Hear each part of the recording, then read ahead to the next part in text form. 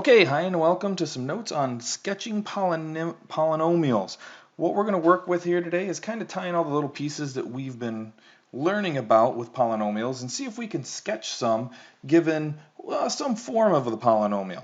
So to do that though, we need to clear up and make sure that we understand what parts we really do need to find. So if we're looking to find this or looking to sketch this polynomial, our critical features then for this polynomial are a couple things that we're pretty familiar with. One are going to be the binomial factors, which are going to give us the x-intercepts. And the x-intercepts are where we're going to kind of start. We're going to place those along our x-axis here, wherever they happen to be. It's always a great place to start so you know where your polynomial is going to be, or at least the business section of your polynomial. Next, of those binomial factors, we do need to know the multiplicity of those, because what that's going to give us is if they're crossing or bouncing zeros. At that point, we may sketch them in, but usually I wait, but I do like to identify that relatively early. Okay, next thing we really need to find is the end behavior. And you'll notice that we need a couple parts to find that end behavior. To find end behavior, one, we need to look at the degree, because that's going to tell us if it's going the same direction, if it's even, right? Or if it's odd and it goes opposite directions. So that's important there. Additionally, we need the sign of the lead coefficient. So that a value, we need to know the sign. If it's positive, remember it goes up on the right. And I think we talked about that in that video. And if it's negative, it goes down on the left. I'm sorry, down on the right. So it determines what the right side does for that end behavior. And then remember, if it's even or odd, they both go the same direction or opposite directions. Okay, so now that we've got that straight, let's see if we can use this polynomial in factored form, which is a little easier because we don't have to factor it, and see if we can sketch then a polynomial for that. So we'll start off by finding the binomial factors, which have already been found for us. So nice. So, and again, I think even the questions are kind of asking us the same thing. So the zeros then come from these binomial factors. So my a then is to set these equal to 0 and solve. So x plus 3 set equal to 0 and solved is going to give me x equals negative 3. And I can do the same thing here, x plus 1 equal to 0 and solve that. That's easy, we can do that in our head. Is going to be x, or it's going to give me x equals negative 1, and then this one will give me a positive 2. So there's my three intercepts, if you will, for this particular one. Now, the next thing we were supposed to note, the multiplicity. And the multiplicity of each of these is, well, it doesn't have any. It's got a degree of 1, which means that it really doesn't have any multiplicity. So these are all crossing zeros. So that might be notable. These are crossing zeros. Okay, so it asks if there's an even or odd degree, and in that case, I'm going to go ahead and say that it's asking for the whole polynomial. And we know that a linear binomial factor and a linear binomial factor times another linear binomial factor, if we multiply them all together, we're going to get a cubic or a degree, which equals 3, which is odd. Now we need that for end behavior because we know that we're going to get opposite end behavior. So you're either going to go down then up, or it's going to go up then down. But that'll depend on the sign, or the c value here, the sign of the leading coefficient, which is our c. And the sign of our leading coefficient is whatever's right there. In that case, it's a positive 1, so it's positive.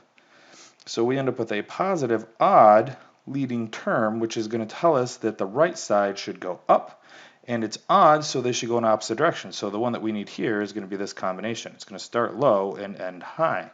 Now, if we wanted to write the end behavior for that, we could. We're going to skip that for now because we're focusing on the sketching. The last bit it asks us to do are, oops, that was D, sorry. D was these arrows for the end behavior.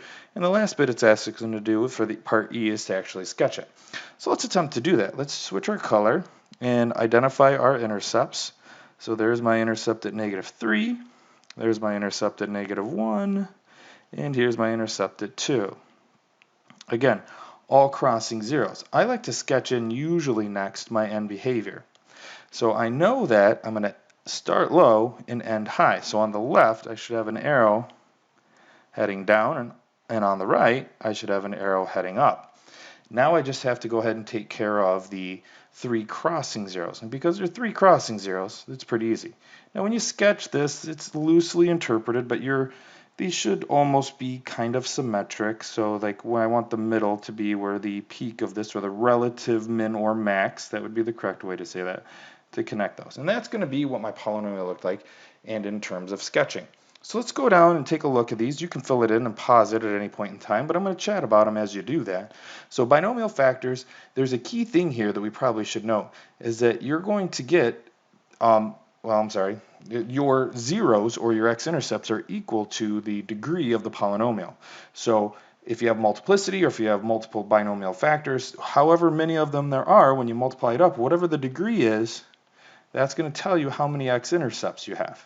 And that's important because right away you can tell if you have a degree of 4, you've got 4 possible intercepts. If you got multiplicity, then you might not see all 4, but you do have 4, right? Next, let's move on. So even multiplicity means that you're going to have a bouncing 0 at that particular intercept. And if you have odd multiplicity, it's a crossing 0. So again, you can draw a picture if you'd like to. So you can show bouncing and you can show crossing if you'd like to. Just a kind of visual representation, nothing wrong with that. The degree of the polynomial then is going to give us, it's going to tell us something about end behavior, and that's what EB stands for. So if it's even, the end behavior goes the same direction. So evens 2, 4, 6, 8 for a degree. So whatever your leading term is, these are all going to be even values right there. It doesn't matter what the coefficient is, but whatever that one is, if that's your leading coefficient, that has to be even. And if it's odd, then it goes in opposite direction, so it can start low and end high, or it can do the reverse, start high and end low. And again, that's going to be odd, so it could be something like to the 5th power. Again, your leading coefficient in standard form, so all the way to the left. So whatever this first term of your polynomial is, that's kind of what you're looking at. All right.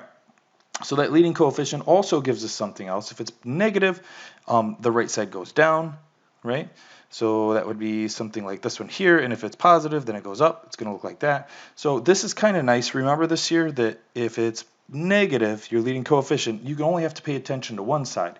The even or odd of the degree will tell you what happens with both, but if you just pay attention to the right side, and that's pretty easy to do, negative goes down, positive goes up on the right side of the polynomial. Nice and easy to remember overall. All right, end behavior then is a combination of that, right, determined by the leading coefficient and its degree, and it tells you what the path that the graph takes or the function takes on both sides. Okay, relative minimums and relative maximums, or another way to refer to them is turning points.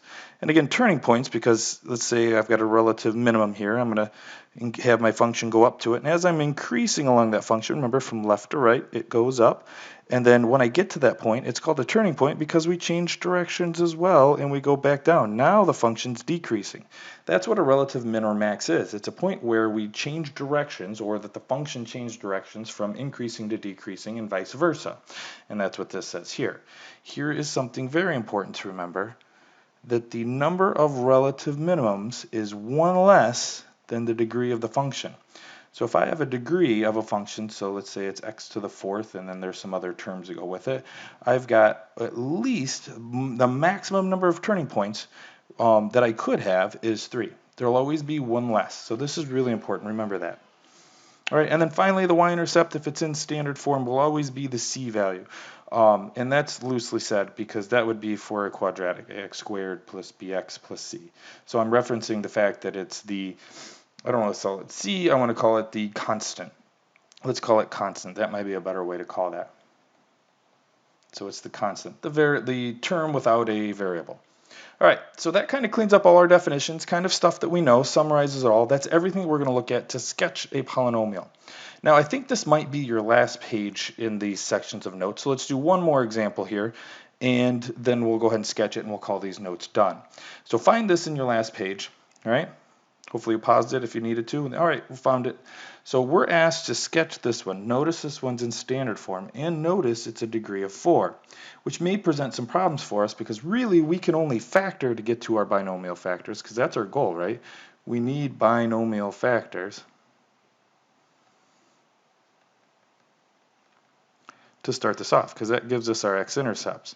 So we have to be able to factor that. And you're like, well, Mr. Hallam, I don't know if I can tackle multiplying or factoring out this 4th degree polynomial. We will. This one was hand selected so that you have the ability to do that. And we'll tackle that in a second.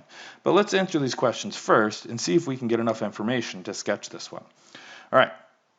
So the degree of the polynomial, right here, it's a degree of 4. In standard form, it's always by the leading term, right? So the degree for this one is 4. Now it's going to ask us what the maximum number of possible zeros are for this function. Well, they match. So the maximum number of zeros for this is 4. But we can also, the maximum number of turning points for this is going to be 1 less. or 3. So we can get two pieces of information by looking at that degree. So that means that we could have 3 relative mins or maxes in this polynomial, up to. All right, the effects of the leading coefficient. So the leading coefficient would be this one value that's not there. It's positive, right? So it's positive, and if it's a positive lead coefficient, that means it goes up on the right, or the function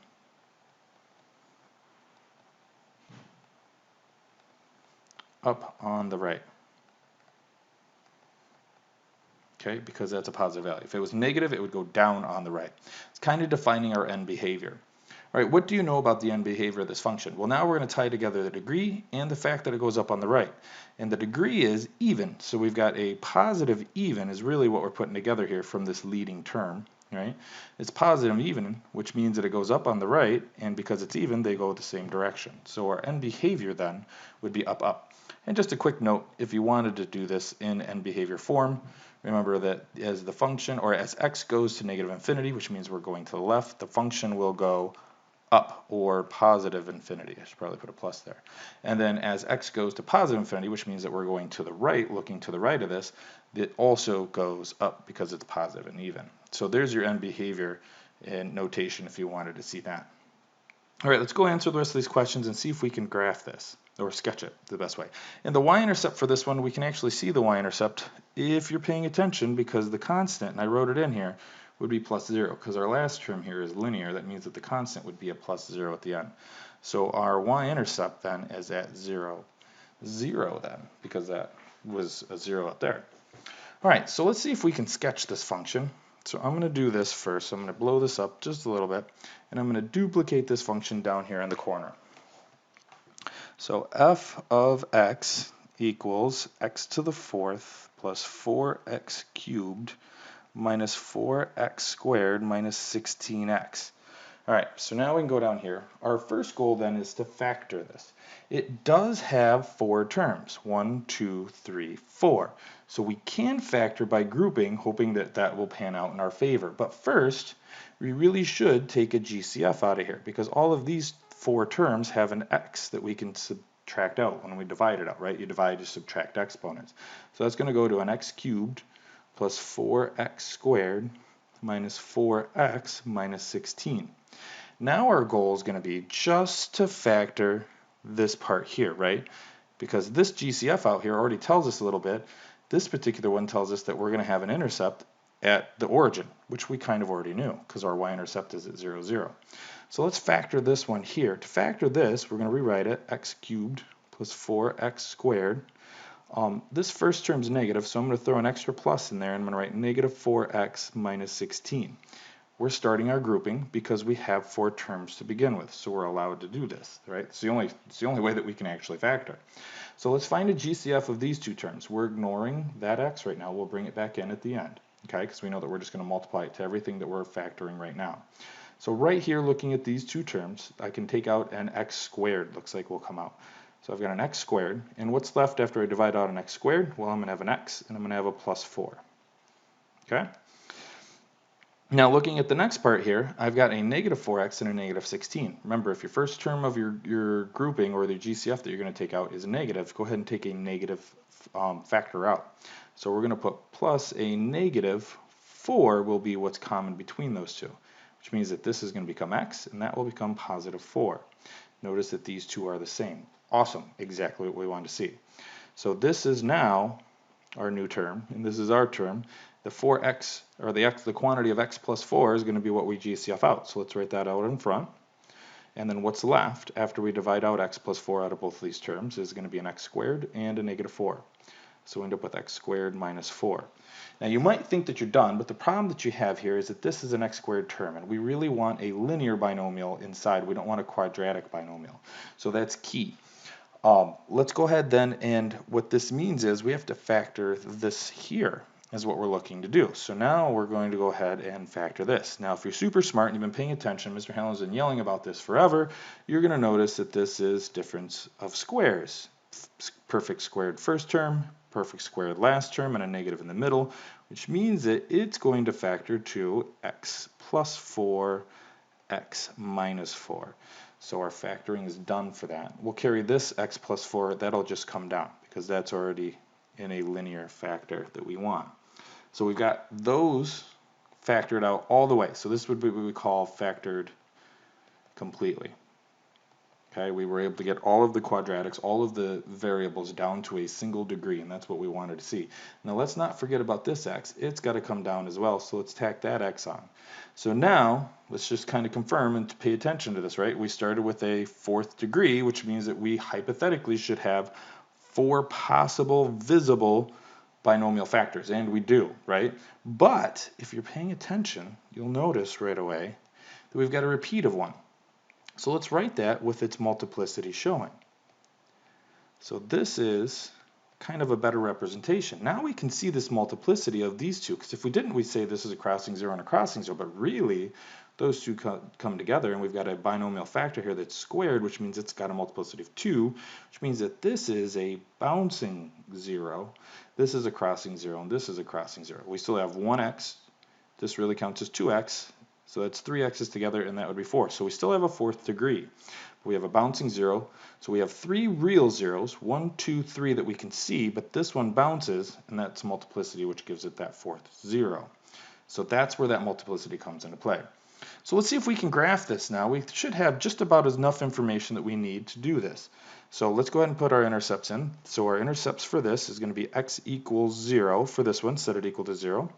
Set this equal to 0 and solve. It's going to give me -4, but that's got a multiplicity of 2, which means it's going to bounce.